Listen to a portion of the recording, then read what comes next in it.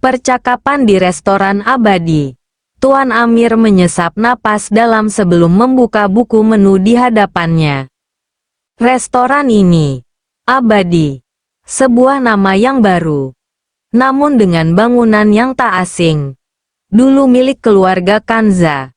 Kini, Wira telah mengubahnya menjadi sesuatu yang lebih mewah, lebih eksklusif. Tuan, Nyonya, selamat datang di restoran abadi. Seorang pelayan berpakaian rapi membungkuk sopan, menyerahkan buku menu kepada mereka berdua. Ini beberapa pilihan menu terbaik kami untuk Tuan dan Nona. Tuan Amir dan Susi masing-masing menerima buku menu. Saat membolak-balik halaman, Susi menatap pamannya dengan tatapan jahil. Silakan, Paman. Pilih yang paling enak. Jangan sungkan. Ia terkekeh kecil. Susi mampu kok membayarnya. Tuan Amir hanya tersenyum tipis. Apapun yang kau pesan di sini pasti perusahaanmu yang tanggung, gumamnya dalam hati. Ia melirik logo kecil di bagian bawah buku menu. Tertulis, Abadi Corporation. Dengan huruf tegas. Dasar curang. Pikirnya lagi. Menahan tawa kecil. Setelah memastikan pesanan mereka, pelayan pun pergi. Kesempatan berbicara pun tiba. Pertanyaan awal Tuan Amir menyandarkan tubuhnya ke kursi. Menatap Susi dengan penuh ketertarikan. Jadi, sekarang kau kerja di mana? Tanyanya dengan nada santai. Susi mengambil sedotan dari gelasnya. Mengaduk minumannya perlahan. Aku bekerja di sebuah perusahaan digital. Masih baru sih. Tapi, ia tersenyum. Besok lusa akan diadakan peresmian besar-besaran. Tuan Amir mengangkat alisnya. Oh, perusahaan digital? Susi mengangguk. Ya, perusahaan ini bergerak di bidang teknologi finansial dan sistem keamanan digital. Fokusnya di investasi dan pengelolaan aset. Menarik. Tuan Amir berpikir sejenak. Perusahaan yang bisa mendapatkan izin berlogo B. Bukanlah perusahaan sembarangan. Apalagi jika bergerak di sektor keuangan dan keamanan digital, sektor yang sangat sensitif.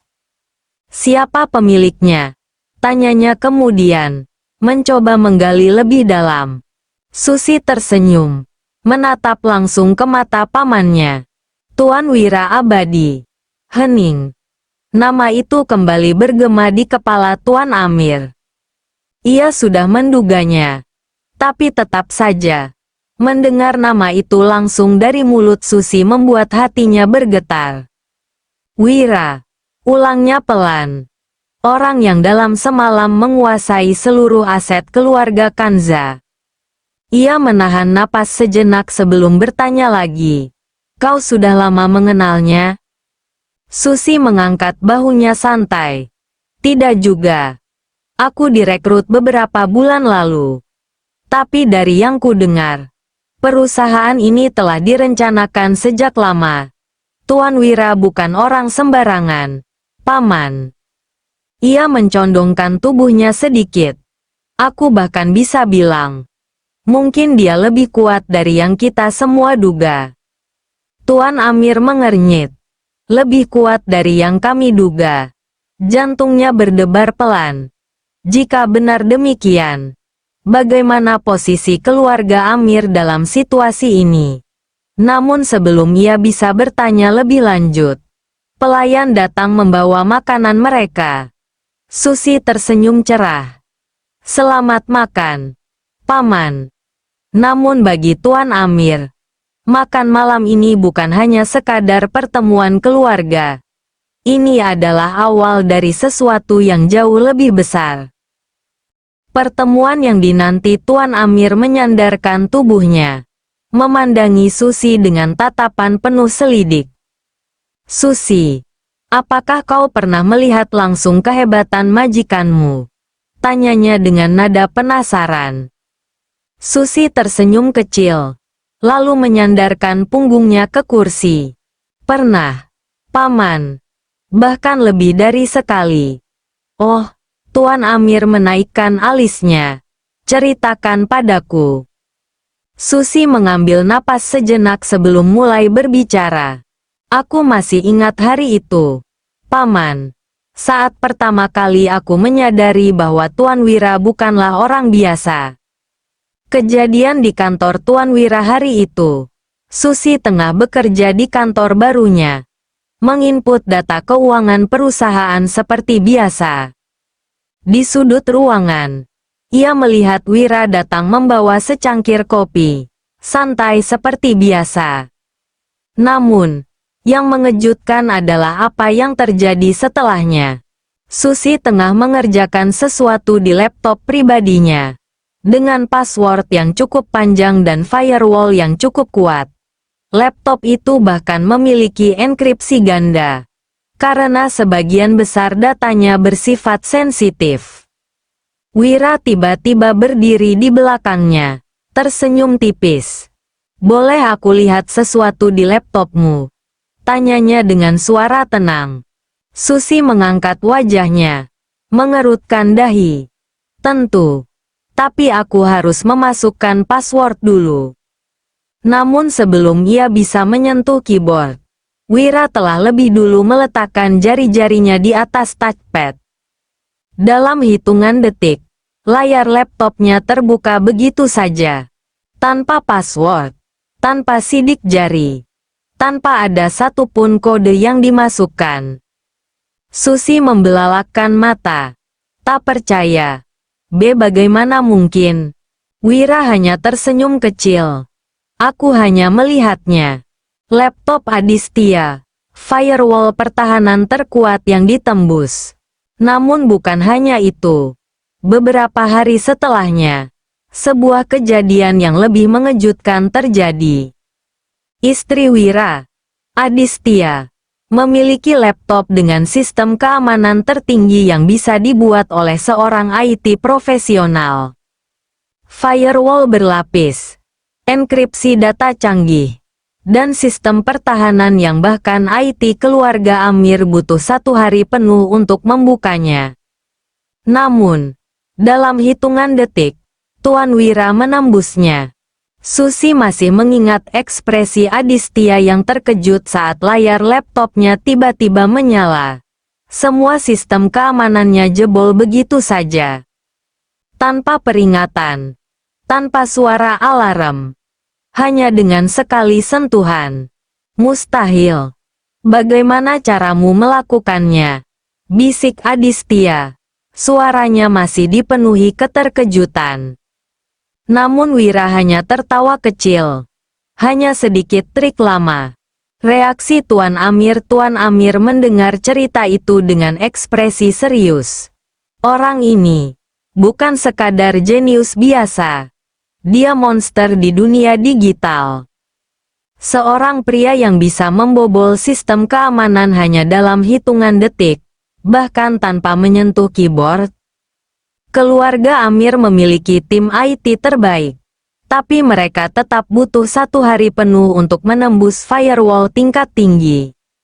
Namun Wira, beberapa detik saja sudah cukup.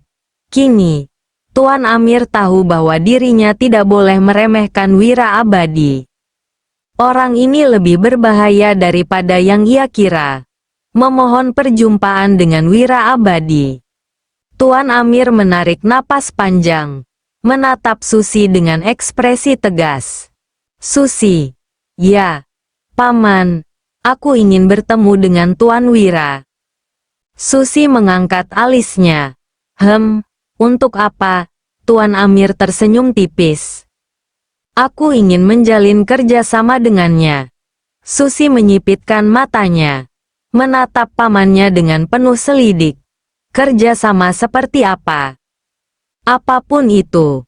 Aku ingin mengenalnya lebih dalam. Tapi paman tahu sendiri. Wira bukan orang yang mudah diajak bertemu. Tuan Amir mencondongkan tubuhnya. Katakan padanya bahwa aku siap kapan saja dan dimanapun tempat yang ia pilih. Aku akan datang. Nada suaranya begitu serius. Susi terdiam sejenak. Lalu akhirnya tersenyum kecil. Baiklah, Paman. Aku akan mencoba mengatur pertemuannya. Namun, dalam hatinya, ia tahu, pertemuan ini bukan sekadar bisnis. Ini adalah pertemuan antara dua kekuatan besar. Dan siapapun yang lebih unggul dalam permainan ini, akan menguasai segalanya. Langit mencekam. Kebenaran terungkap malam semakin larut. Langit cerah dengan bulan bergantung sempurna. Menyinari kegelapan dengan temaram yang menenangkan. Namun, keheningan malam itu segera terusik. Di udara, lebih dari 1000 sosok melayang bagai kawanan kelelawar. Mereka melesat cepat, menyapu langit dengan bayangan hitam yang mencekam. Di barisan terdepan, dua sosok memimpin, Wira dan Guntur Bara, yang kini telah mencapai tingkat Guru Maha Agung. Tujuan mereka jelas, kediaman keluarga Kanza. Wush, wush, wush. Hembusan angin akibat pergerakan mereka membuat pepohonan bergoyang keras. Dalam sekejap, rombongan itu telah hinggap di atas rumah megah berlantai 3. Wira berdiri tegak di depan murid-murid Cakra Emas, memancarkan aura kebangsawanan. Namun, keningnya segera berkerut. Rumah yang biasanya ramai itu kini senyap, gelap gulita. Tidak ada satupun lampu menyala. Maju. Hidupkan semua penerangan. Perintah Guntur Bara. Salah satu murid segera melesat mencari saklar. Klep, klep, klep. Cahaya menerangi rumah itu, menampilkan kemegahannya. Namun, keheningan yang melingkupinya tetap sama. Guru, rumah ini kosong. Wajah Wira menggelap. Ia segera mengangkat ponselnya dan mengirimkan pesan singkat. Lacak keberadaan keluarga Kanza. Jawaban segera muncul. Oke. Mata Wira menajam. Menjauh. Para murid, yang telah terbiasa dengan perintahnya, segera bergerak mundur dengan teratur. Perlahan, Wira mengangkat tangan. Cahaya biru mulai menyala di ujung jarinya, memancarkan kekuatan yang berdenyut-denyut. Lalu, ia mengibaskan tangannya ke arah rumah itu. Duar, ledakan besar mengguncang malam. Duar, gelombang kejut menghancurkan rumah hingga rata dengan tanah. Debu beterbangan, menyelimuti langit dengan kabut kelabu. Ketika asap menghilang, para murid hanya bisa menelan ludah, ngeri melihat kekuatan guru mereka. Tanpa membuang waktu, mereka segera bergerak menuju tujuan selanjutnya. Gua tempat kedua orang tua Wira disekap. Pertemuan takdir di puncak bukit di arah timur. Ki Samudra tengah berbicara melalui ponselnya. Terima kasih atas bantuanmu. Suara di seberang menjawab dengan hormat. Siap, pelatih. Aku tak akan mengecewakanmu. Ki Samudra tersenyum tipis. HMPH, kau tetap seperti dulu. Tak ada yang tahu. Orang yang ia hubungi adalah figur penting di negeri itu. Dengan hubungan ini, izin operasional perusahaan Wira kini telah memiliki logo B. Sebuah keuntungan besar berkat jaringan Ki Samudra. Sementara itu, Wira berdiri mematung di depan tirai gaib lapis 7 yang menghalangi gua tempat orang tuanya disekap. Ia mengerutkan dahi, mencoba mengukur kekuatan penghalang itu. Mendadak, langit bergolak, awan hitam bergulung, petir menyambar ganas. Dari tengah pusaran awan, 5 cahaya melesat turun, berpendar di depan Wira. Mereka adalah para sesepuh, 5 kekuatan yang selama ini membayangi perjalanan Wira. Galuh Panuku berdiri di tengah, dikelilingi 4 sahabatnya, Ki Samudra, Ki Bayu, Geni Salaksa, dan Ki Surya. Mundur, Wira. Biar kami yang menghancurkan tirai ini. 5 sosok itu menyilangkan tangan di dada. Suara mantra kuno menggema, menggetarkan udara di sekitar mereka. Langit semakin menggelegar. Cakra emas, artefak suci nan kuno, melesat dari langit. Duar, tirai gaib lapis 7 runtuh seketika. Ngung, ngung, ngung. Cakra emas berputar liar di udara sebelum akhirnya kembali ke langit, menuntaskan tugasnya. Masuklah, Wira, perintah Galuh Panuku. Jantung Wira berdegup kencang.